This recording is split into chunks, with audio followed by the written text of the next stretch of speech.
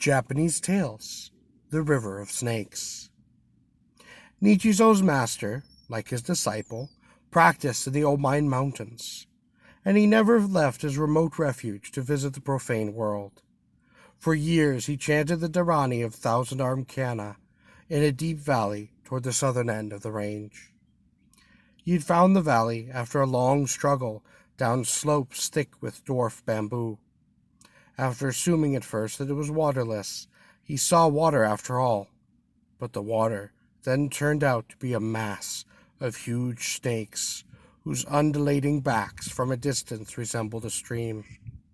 They seemed to have caught the intruder's scent on the wind, because they then lifted their heads in the air as he approached.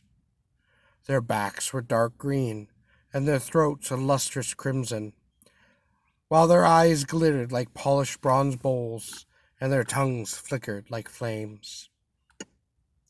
The ascetic thought he was lost and scrambled back up the steep slope, pulling himself as long as best he could by the tough dwarf bamboo stems. He made such slow progress that hot, fetid serpent breath was soon gusting up at him from below. Any moment he would be devoured, if he did not black out first and die from their horrible smell. Something was coming down the slope toward him, although he was too dazed by the stench to be able to tell what it was. The thing then seized his arm, lifting him up and slung him roughly across its broad shoulders. Terrified, he felt over the creature with his free hand, but found nothing reassuring.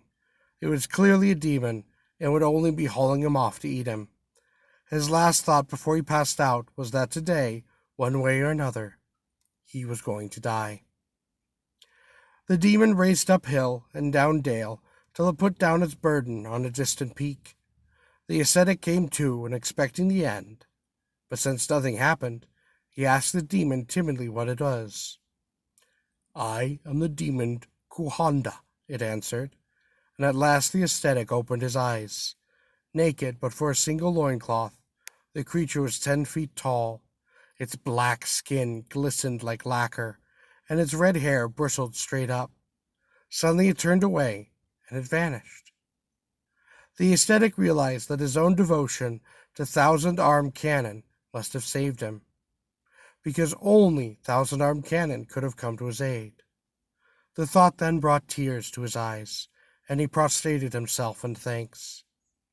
He set off toward the northeast, all the while chanting the Dharani, till he came to a waterfall tumbling a good 50 feet from among the crags. It was so beautiful that he stopped to admire it.